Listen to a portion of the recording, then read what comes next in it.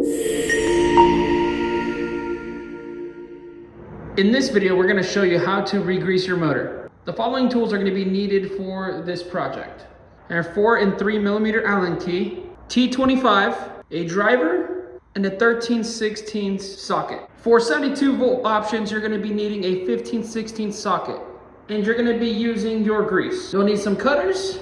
The first thing you want to do in the entire process is you're going to be disconnecting your motor cable.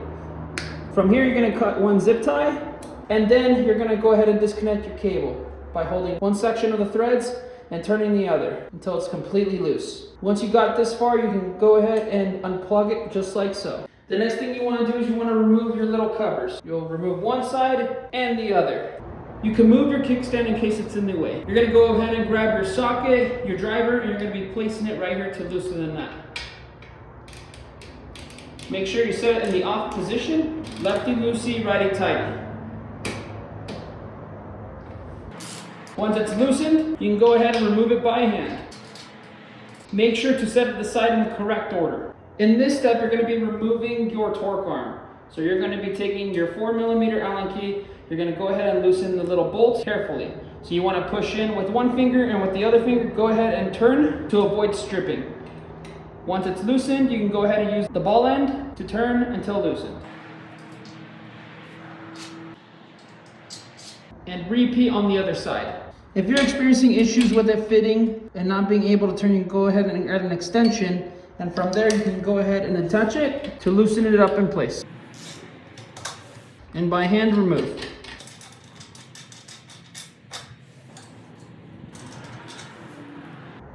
Please also note on this side of the axle, you will see that the lock washer is going to be on the inside. We'll go over that as we reinstall the wheel. Once the lock nuts have been removed, including all the washers and torque arms, now you're ready to remove your rear wheel. So the first thing you want to do is you want to set aside your derailleur and pull it back, and you want to pull up on your motor. Sometimes a little love tap just like that loosens it enough for it to come out just like so. From here, you can remove and guide your motor up, and with one hand, grab your chain, set it aside, and pull out of the area. Make sure you remember these washers in this order. This is the inside washer. You'll see this washer on this side as well. Without these washers, your wheel will not move when reinstalled. Make sure they're placed in a secure place. The next step is we're going to be removing the rotor. So from here, you're going to grab your T25 tool. Looks like a star bit right there. You're going to be using that to remove all 6 bolts on the rotor like so. The best way to remove this is in a star pattern. So you'll notice there's 6. So you want to start on a triangle formation on one side and triangle formation on the other. You want to just loosen it about a quarter turn, just like so. Do it on the other side and do it on this other side here. Once you're there, you can go ahead and do the other triangle formation and loosen it quite a little bit. Not all the way, just enough for them to be loose. From there, now you can remove them all in whichever order you decide to put it in.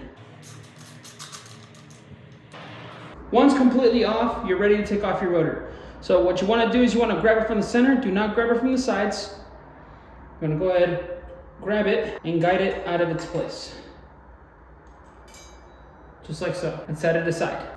Now with your 3 millimeter Allen key, you're going to go ahead and with the flat side, loosen all the bolts. In the same way, you want to move here and across, and then move from here and across. You want to do a triangle formation when loosening the bolts so they can loosen evenly to avoid stripping. Just like before, you want to place one hand down while holding it down, and with the other hand, you're going to go ahead and turn it to loosen.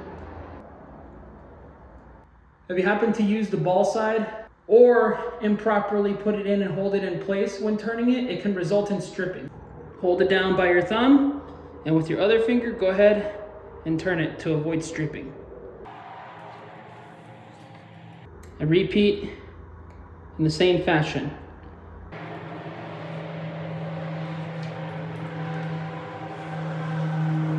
Once you loosen them all evenly, just like so, you're going to go ahead and take them out completely with the ball side. Once everything is loosened, you're going to place these bolts aside somewhere secure.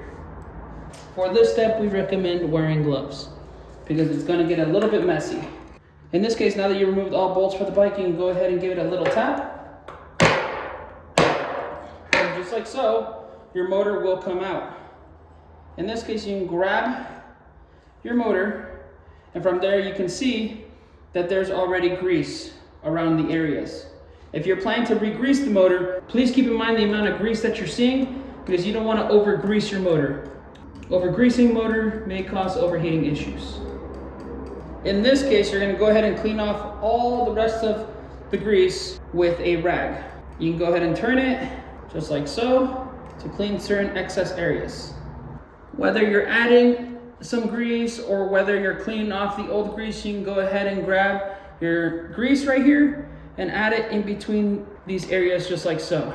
And with your hand, you're going to go ahead and put them within the gears.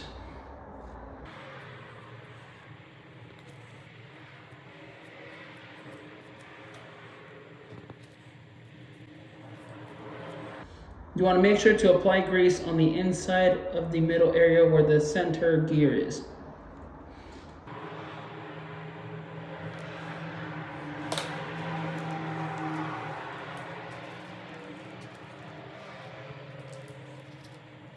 Additionally, you can add grease inside the teeth as well.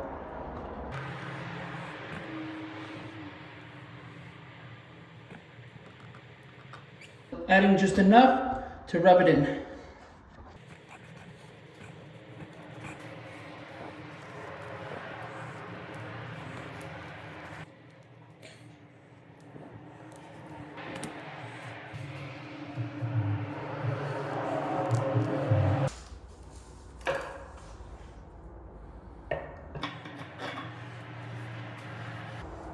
Once you put it back in, you're going to go ahead and align the gears, and it should fall into place. Just like so. From here, you can go ahead and grab your bolts and put them back into the motor. You want to make sure to line up the bolt holes to put them back into place. Make sure to put them in straight, and they should be easy to go in. If it's hard to go in, make sure you backtrack and put them back in place again, since this might avoid cross-threading.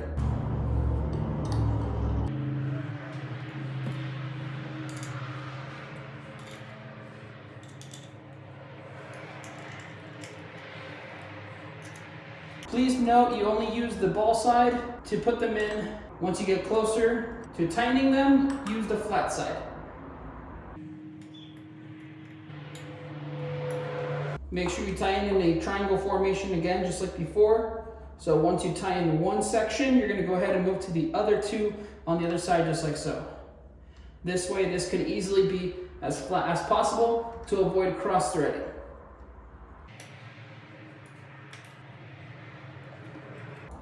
And with the flat side, you're going to go ahead and tighten all the way down. With your thumb again and with your finger, you're going to go ahead and turn until you see your Allen key start to bend. Once it starts to bend, that means they are torqued down. Just like so.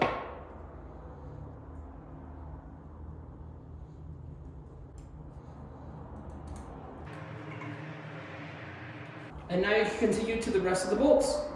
Once you finish tightening down all bolts on your motor, you're going to go ahead and use some cleaner. You're going to be spraying some cleaner on your rag, and you're going to be cleaning the excess grease off your motor. Not doing so will result in a lot of dirt and grime building up on top of your motor while you ride your bike.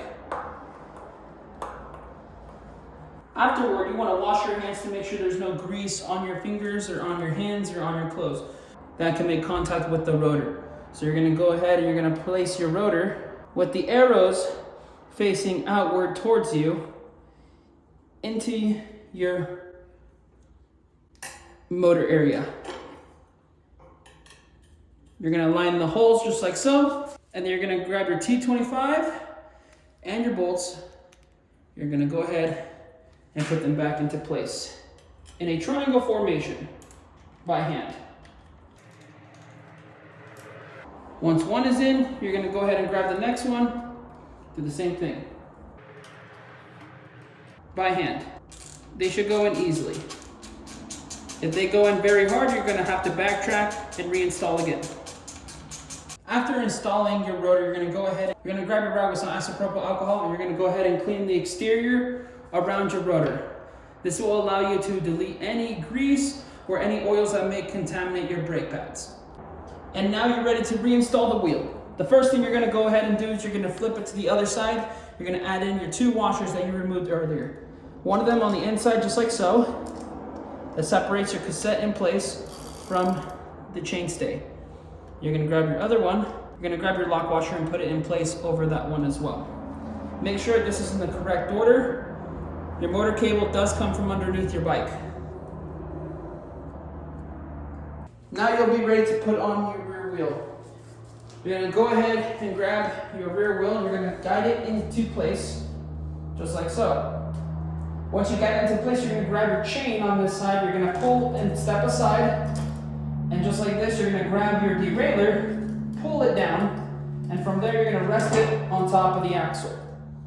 Once you have it there, you can go ahead and rotate the axle so it can get into place, and from there, align your rotor, and it should drop into place.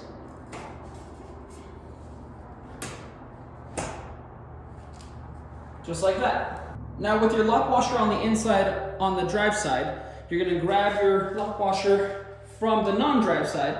You're gonna place it in first. Make sure it's flush alongside the frame. From there, you're gonna grab your torque arm. You're gonna put it back into place, just like so. And you're gonna grab your bolt and put it in by hand. Make sure this is easy to put on. If you struggle at first, make sure you pull back out and push it back in to make sure you avoid cross-threading. And with the tool, you're gonna go ahead and tighten by hand, tighten on flat side, torque it, and from there add your washer and nut by hand. Once you're at this place that's nice and snug, you're gonna go ahead and grab your 13/16 socket and driver. You're gonna go ahead and tighten it just like this. Make sure it's nice and torque. Repeat on the other side. In case you lose the order of the washers will be linked below. At this point, you're ready to do the final step. The final step and the most important step of this process is to secure your motor cable. Without securing it properly, this can cause further damage to your electronics. So you want to make sure to plug it back into place, just like so. And you're going to go ahead and rotate the lock all the way down. From there, that should hold it into place. Make sure it's all the way in by pushing inward and tightening again. From there, you can go ahead and grab a zip tie, place it inside the zip tie holding area, and tighten. Make sure it's out of place and it's not going to rub in any of the components on the inside. Test for movement, and from there, go ahead and cut off any excess. And that's it.